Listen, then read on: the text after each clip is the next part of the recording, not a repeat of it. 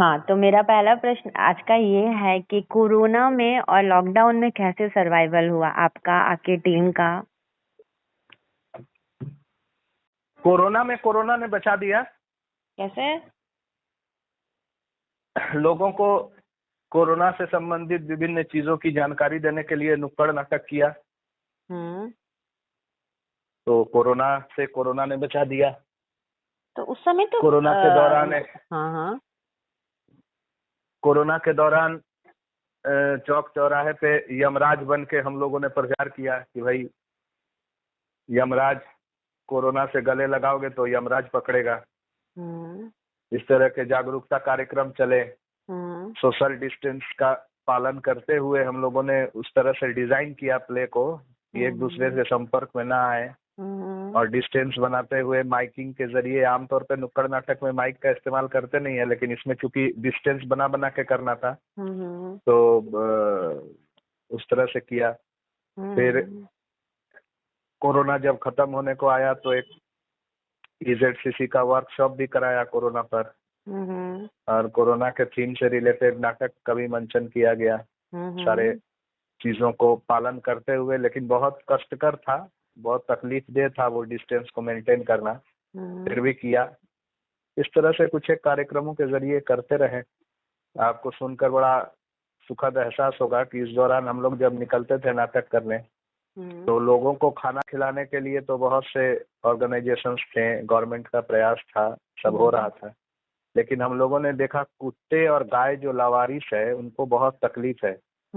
तो फिर हम लोगों ने अपना उतना सहूलियत थी नहीं कि कुत्तों को रोटी दे, उतना नहीं हो पाता था, लेकिन हम लोगों ने फिर कुल्हाड़ी और कटार लेकर चलना शुरू किया, और जहाँ गाय देखता उसके इर्द गिर्द अगर पेड़ होता तो पेड़ पर चढ़कर पत्तों को काट कर, टहनियों को काट कर नीचे गिराकर गाय को खिलाना शुरू किया। तो हर आर्टिस्ट मेरा जो निकलता था वो एक कुल्हाड़ी और कटार जरूर रखता था ताकि टहनी काट कर गाय को खिलाया जाए। इस तरह से काम हुआ कोरोना काल में भी। और सबसे सुखद बात है कि जितने भी लोग हम लोगों ने प्रचार प्रसार कार्य में लगे थे, एक कलाकार को भी कोरोना नहीं हुआ सिवाय मेरे। और मुझे कोरोना होने का कारण नाटक नहीं रहा, मुझे कोरोना होने का कारण अखबारी प्रतिबद्धता के कारण बार बार न्यूज लेने हॉस्पिटल वगैरह जाना पड़ता था। तो बहुत प्रयास करने के बाद भी उतना नियम नहीं मान पा रहे थे। तो कोरोना मुझे हुआ, और जानकर बड़ा आश्चर्य होगा आपको, 1-2 बार नहीं 6-6 बार कोरोना हुआ मुझे। 6 बार? जी, 6 बार। बाप रे। हाँ। तो कैसे आप ओवर हुए कोरोना से? कुछ नहीं, घर में सोए 2-2 3-3 दिन आराम से, और ऑनलाइन सारा काम किया और ओवरकम हो गया। शायद कलाकार नहीं होते और ये जीवटता नहीं होती तो शायद नहीं बचते। बाप रे। और मम्मी? माँ नहीं थी, माँ उस वक्त पुरुलिया में मेरी भांजी के यहाँ थी, अकेला था मैं। अच्छा अच्छा, ये बढ़िया हुआ। अच्छा, आजकल ना बहुत रंगमंच और थिएटर के नाम पे ना बहुत बिजनेसमैन लोग टाइप के आके रंगकर्मी वाला खेल खेल रहे हैं, है ना? फिर से एक बार प्रश्न को दोहराइए। मैं बोली कि आजकल ना मतलब एक बिजनेस के नाम पे भी ना बहुत रंगकर्मी खेल खेल रहे हैं। आता जाता कुछ नहीं है, बिजनेस टाइप के लोग हैं, बिजनेसमैन जैसे आ करके रंगकर्मी का ये सम्मान, रंगकर्मी के लिए हम हक की लड़ाई, ये सब। तो ये कहाँ तक वाजिब है? देखिए, इस पर मैं बहुत ज्यादा नहीं बोल पाऊंगा, लेकिन एक बात कहूंगा, बाबा लोग पहले हिमालय में होते थे, पहाड़ पर्वतों में होते हैं। वो बाबा लोग अब ऑनलाइन चैनल के माध्यम से घर घर पहुंच रहे हैं। तो ये वैसे ही ऑनलाइन बाबा लोग हैं जो नाटक को लेकर प्रवचन देते रहते हैं इधर उधर। तो इन लोगों से घबराने का नहीं है, सतर्क रहने का जरूरत है। और आप बेवकूफ है तो कोई भी आपको बेवकूफ बना के निकल जाएगा, तो उसके चक्कर में नहीं पड़े। अब अपना काम करिए, उनको अपना काम करने दीजिए। लेकिन मुझे कोई फर्क नहीं पड़ता इन सब बाबाओं से। ये प्रवचन करता है, ये नाटक करता, रंगकर्मी नहीं है, प्रवचन करता है सर। 4 किताबें पढ़कर अगर नाटक किया जा सकता था और नाटक दूसरे को सिखाया जा सकता था तो नाटक का किताब बेचने वाला दुकानदार सबसे बढ़िया रंगकर्मी होता। सही बात है। स्कूल में रंगमंच सब्जेक्ट है नहीं, आपका योगा तक है, आपका पीटी है, सब कुछ है, यहाँ तक कि हॉर्स राइडिंग, स्विमिंग भी है, और आप संगीत है, सब ऑलमोस्ट हर विधाएं हैं, लेकिन नाटक विधा नहीं है। तो इस पे आप कुछ कहना चाहेंगे प्लीज?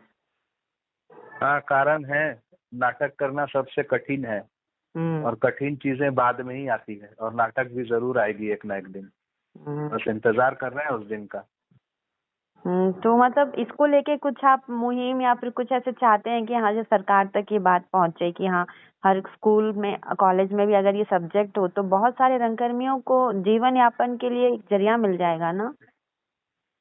हाँ बेशक, लेकिन क्या है ना कि एकजुट होना, सारे देश के रंगकर्मी एकजुट होकर के इस पर आवाज उठाएं। और मुझे जहाँ तक ख्याल है, मैं गलत भी हो सकता, लेकिन कुछ राज्यों में शायद है भी। हाँ है शायद है ना, मैं कंफर्म तो ऐसे में उन लोग नहीं आएंगे हमारी मदद करने कि हमें क्या पड़ा है, हमारे यहाँ तो है ही। और जिनके यहाँ नहीं है उनको एकजुट करके जो मुहिम शब्द का इस्तेमाल आपने किया, वो मुहिम करना बहुत मुश्किल है। व्यक्तिगत रूप पे कई लोग ऐसे हैं जिन्हें मैं जानता हूँ, इसको लेकर के बहुत लड़ाइयाँ लड़ रहे हैं वो, और कुछ कुछ सफलता मिली भी है। सरकार अब बातचीत करने को तैयार है, बातचीत चल रही है। पटना में खास करके बहुत से लोग इसे लेकर सक्रिय हैं और उन्हें सफलता भी मिल रही है धीरे धीरे। तो धीरे धीरे होगा, लेकिन इंतजार करना पड़ेगा, और इंतजार का फल मीठा ही होता है। खासकर हिंदी रंगमंच इतना पीछे अभी तक क्यों रह गया? ये आपसे किसने कह दिया? क्योंकि मैंने नोटिस करा है ना कि चाहे ये अपना बगल वाला राज्य बंगाल हो, यहाँ तक कि बिहार हो, यहाँ के ना जो मतलब रीजनल लैंग्वेज के थिएटर्स है, यहाँ तक कि गुजराती थिएटर, मराठी थिएटर के लोग के टिकट्स लगती है, वो स्टार रहते हैं। बट कहीं ना कहीं हमारा हिंदी रंगमंच थोड़ा, मुझे लगता है कि इसको और बहुत ही ज्यादा उच्च स्तर पे पहुंच जाना चाहिए था। नहीं, आप हिंदी रंगमंच की बात न करें। हिंदी रंगमंच समृद्ध था, समृद्ध है और समृद्ध ही रहेगा। फर्क सिर्फ इतने है कि हिंदी के जो नाटककार हुए, जो लेखक हुए, उन लोगों का मंच से बहुत ज्यादा वास्ता नहीं रहा। इसलिए हिंदी के जो नाटक है वो पठनीय ज्यादा है, करणीय मंच पे प्रस्तुत करना जरा मुश्किल। और अब धीरे धीरे जो निर्देशक है वो खुद भी लेखक के तौर पे आगे आ रहे हैं। तो ये एक बहुत शुभ संकेत है हिंदी रंगमंच के लिए, क्योंकि जब निर्देशक जो नाटक करवाते हैं, कलाकार जो नाटक करते हैं, वो जब नाटक लिखने लगे ना, तो उन्हें उन परेशानियों से उनको वास्ता पड़ता है, तो उन परेशानियों के मद्देनजर वो स्क्रिप्टिंग करेंगे और तब वो नाटक ज्यादा बेहतर होगा और लोगों तक पहुंच पाएगा।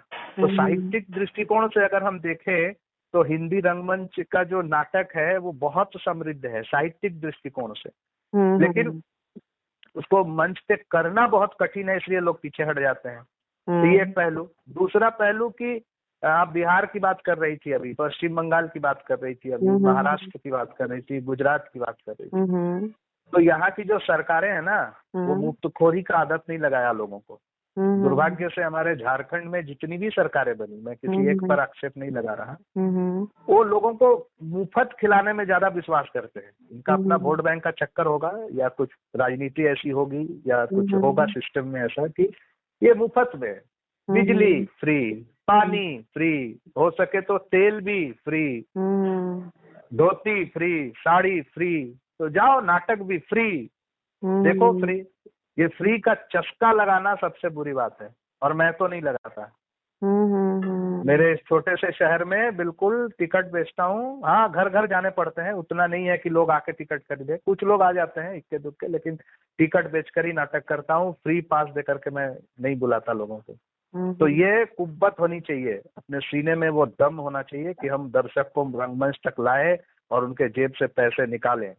ये रंगमंच में ये ताकत होना चाहिए, जो प्रस्तुति हम करते हैं उसमें ये ताकत होनी चाहिए कि हम दर्शक पैसा दे करके देखें। जब आप अमिताभ बच्चन को देख सकते हैं तो मुझे क्यों नहीं देखेंगे? मुझे भी देखिए, बशर्ते कि मैं उतना दम पैदा करूं मेरे अंदर। मुझे कहने का मतलब ये नहीं कि मैं अपनी बात कर रहा हूँ, मैं हर उच्च रंगकर्मी का बात कर रहा हूँ। जो रंग कर्म कर रहे हैं उनमें वो दम होना चाहिए, वो बात होनी चाहिए कि लोग आए और देखें। अब छोटी सी बात समझ लो, अब मैं निर्देशक हूँ, मेरी बुद्धि लोगों से बहुत अधिक है, ये बतलाने के लिए मैं ऐसा नाटक करूं जो लोगों का समझ से परे हो, तो क्यों आएंगे लोग देखने भाई? क्यों? तो आप दो तरह के नाटक करो, एक बुद्धिजीवियों के लिए, एक आम दर्शकों के लिए। ये फर्क आपको समझना होगा। और जब आम आदमी के लिए आप नाटक कर रहे हो तो नाटक भी आम ही होना चाहिए। बहुत ज्यादा दांव पेच खेलोगे उस नाटक में, लोगों को समझ में नहीं आएगी तो दोबारा नहीं आएंगे आपके पास। इसलिए आम लोगों के लिए जो नाटक है वो सहज, सरल और सुंदर होना चाहिए, तभी लोग रंगमंच की ओर खींचे चले आएंगे। और एक दिन हमारा राज्य में भी दर्शक होगा, और बंगाल, गुजरात और आपने जिन जिन महाराष्ट्र शहरों का नाम लिया, यहाँ के लोग भी टिकट खरीद कर नाटक देखेंगे, और बहुत जल्द देखेंगे। अच्छा, राज्य के स्तर पे हम गवर्नमेंट की बात कर रहे हैं या राष्ट्रीय स्तर पे, तो मैं सिर्फ झारखंड के परिप्रेक्ष्य में पूछ रही हूँ कि यहाँ का रंगकर्मी या रंगमंच को क्या मिला या क्या मिल रहा है? किससे? सरकार से? सरकार के द्वारा कहीं ना कहीं अपेक्षित नहीं, है? कुछ नहीं। अगर आप साल भर में इक्के दुक्के महोत्सव, नाट्य महोत्सव कराने को उपलब्धि गिनाओ, और कुछ संस्थाओं को, मुझे भी मिलता है, कुछ संस्थाओं को साल में 2 लाख 2.5 लाख रुपए दे दो वर्कशॉप कराने के लिए, और उसे ही उपलब्धि मानो, तो झारखंड की उपलब्धि शून्य है। लेकिन अगर आप, सरकार कहती है कि ये उपलब्धि है तो है, आप खुशफहमी में जिए। लेकिन मुझे नहीं लगता नाटक के लिए, रंगमंच के उत्थान के लिए सरकार के द्वारा कुछ किया गया। आप देख लो, रांची जैसे शहर में रंगकर्मियों के लिए एक अच्छा हॉल नहीं बनाया गया, जिसपे इससे ज्यादा शर्म की बात और क्या हो सकती है किसी भी गवर्नमेंट के लिए। 2-2, 3-3 सरकारें बदल गई, विभिन्न पार्टियों की सरकारें आई, कोई कुछ नहीं किया, बेकार का बात करते हैं सब। हाँ, इंडिविजुअली कुछ लोगों को फायदा पहुंचा, मुझे भी कई काम मिले, इंडिविजुअली मुझे, मेरे ग्रुप को कई काम मिले सरकार से। लगभग हर साल एक कार्यक्रम मिल ही जाते हैं, मैं ढोल बजाता रहता हूँ। तो इसी तरह बहुत से लोग हैं, लेकिन वो इंडिविजुअल फायदा है। सामूहिक रूप से रंगमंच के लिए सरकार ने, किसी भी सरकार ने कुछ नहीं किया झारखंड में। एक मंच बना के नहीं दे सका हमारे कलाकारों को इन 24 साल में। इससे ज्यादा और क्या शर्मिंदगी की बात हो सकती है? एक रंगमंच उपलब्ध नहीं करा सका। मैं तो अक्सर देखता हूँ, रांची जैसे ही सरकार बदलती है, मुख्यमंत्री बदलते हैं, वैसे ही वरीय रंगकर्मी लोग जाते हैं। हम भी उसमें सिग्नेचर करके कई बार भेजा, रंगमंच चाहिए, ये चाहिए। बस हर सरकार में वो कॉपी पेस्ट होके वो जाता है, कुछ नहीं होता है। सरकार की चाहत ही नहीं है, सरकार हमें समझते ही नहीं कि हम उनके वोट बैंक है। वोट बैंक के प्रति ज्यादा नजर है, ज्यादा क्या बताएं, छोड़िए। एक हुआ था कि बिहार से अलग होगा झारखंड तो यहाँ बहुत काम होगा, बहुत काम होगा, बहुत काम होगा। लेकिन मुझे ऐसा लगता है कि जितना समृद्ध बिहार में वो चीजें हैं, यहाँ पर शायद अभी तक नहीं हो पाई हैं। नहीं, काम तो हुआ, बहुत काम हुआ, लोगों के तिजोरियां भरी। नहीं, उस परिप्रेक्ष्य खुल रहे हैं धीरे धीरे तिजोरे। हाँ, रंगकर्मी और रंगमंच वाले में तो सही में कुछ नहीं हो पाया। जितने भी काम हुए वो कुछ खास लोगों के, रंगकर्मियों के अथक प्रयास और कुछ संस्थाओं के शानदार कोशिश के बलबूते ही ये झारखंड में रंगमंच का कुछ भी हो पाया। आप देखिए ना, कैसा मन में लगता होगा। हम अपने शहर की बात कर रहा हूँ, ठीक है। हमारे शहर से एक टीम गई, एक कुछ भी स्पोर्ट्स हुआ उसमें चले गए, फुटबॉल, खो खो, कबड्डी, वॉलीबॉल, कहीं चले गए खेलने, 1-2 पदक लेके आ गए लौट के। और देखो उनका शानदार, कितने फलाना नेता मिलने पहुंच गया, वो पहुंच गया, वो ट्रेन से उतरा तो माला पहना के स्वागत किया। ये यूनिटी है उन लोगों का। ये संस्थाओं के जोर है जो ऐसा होता है, अखबारों में खबर छपे। और हमारे यहाँ अपने जेब से पैसा लगाकर आप नेशनल लेवल, इंटरनेशनल लेवल के प्रतियोगिताओं में जाओ, वहां से झोले भर भर के लेकर आओ, एक आदमी नहीं मिलेगा आपको ये बोलने वाला कि हाँ चलो बहुत अच्छा किया। कोई संस्था आपको आगे बुलाकर नहीं माला पहनाएगा, ना आपको जोश भरेगा आपके दिल में। आप भेंट हो गई, अरे देखे थे आपके फेसबुक में, अरे आप व्हाट्सएप में स्टेटस लगाए थे ना प्राइज लेते हुए, देखे थे, बधाई हो। बस बस बस ऐसे ही चलता है, कोई मदद करने वाला नहीं मिलता। तो हर शहर का यही किस्सा है कमोबेश, ये सिर्फ मेरे शहर का नहीं है।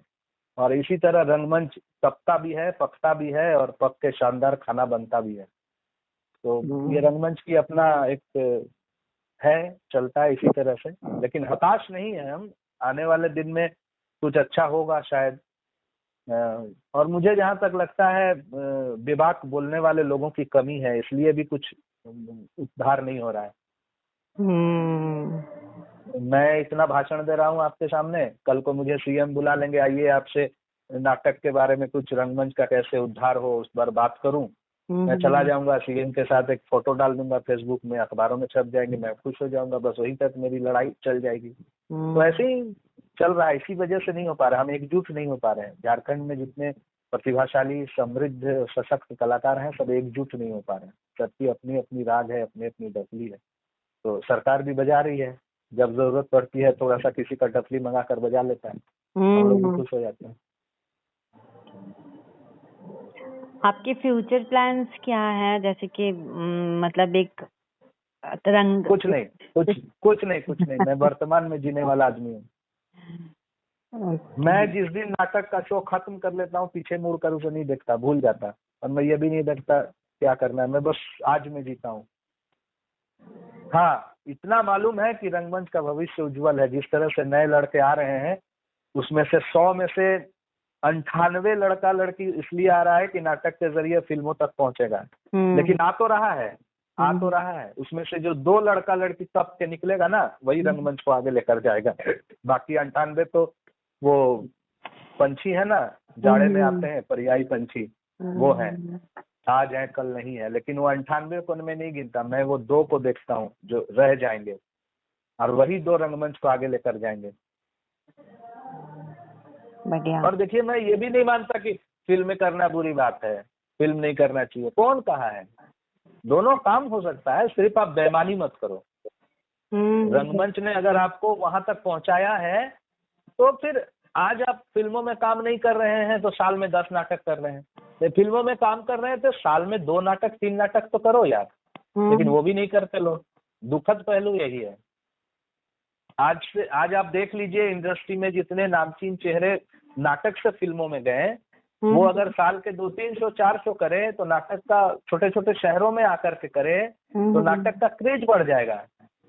तो जो आप टिकट की बात कर रहे थे, टिकट खरीद के लोग देखेंगे। पटना में अभी प्रयास शुरू हो गया है, सिनेमा हॉल है, वहां पर एक हॉल बनाया गया है जिसमें सिर्फ और सिर्फ नाटक ही होते हैं। छोटा सा हॉल है, और टिकट खरीद के लोग देते हैं, लाइन लगा के टिकट खरीदते हैं। तो पटना में शुरू हो चुका है, तो झारखंड में भी होगा। सवाल है कि वो लोग आगे नहीं आ पा रहे हैं। बढ़िया। हमारे इतनी सारी बातों में आपको कहीं कुछ लगता है कि आपको आपके नेक्स्ट जनरेशन के लिए आपको चाहिए कि आप बताना चाहते हो उनके लिए, या आपके इसमें वो छपे आपके रिसर्च में, तो आप बताइए, अगर कुछ छूट गया मुझसे भी तो। नहीं, ऐसा कुछ तो नहीं लगता। बस मैं सिर्फ एक ही बात कहना चाहूंगा कि नाटक से अगर कुछ पाना है तो सबसे पहले देना सीखना होगा। सबसे पहले हम उम्मीद कर लेते हैं पाने की, यही गलती हो जाती है। पाने से पहले देना सीखना होगा। और रंगमंच सिर्फ आपसे ईमानदारी से समय मांगता है, कुछ नहीं। सही बात है। आप ईमानदारी से रंगमंच को समय दीजिए, रंगमंच आपको 2 गुना 3 गुना 4 गुना लौटा देगा।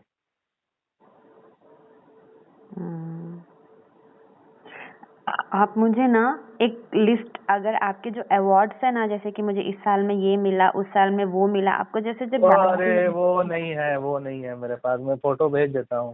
अच्छा, फोटो भेज देना। अच्छा, इस साल वाला, अभी वाला तो भेज देना जो मिला है शिमला वाले में। ठीक। जो रोहित सर के यहाँ मिला था ना अभी। हाँ, वो वाला, उसकी लिस्ट भेज देना, फ्रेश वाली। ठीक है। ठीक। और अपनी फोटो, सोलो फोटो, अपने ग्रुप की फोटो, आपकी फिल्म्स की फोटो, मतलब बहुत सारी फोटोज मुझे भेज देना, उसमें मैं अच्छे सिलेक्ट करके लगा लूंगी। ठीक। कहीं कुछ छूटा याद आया तो फिर हम आपको कॉल करेंगे sir. Okay boss. Okay, thank you.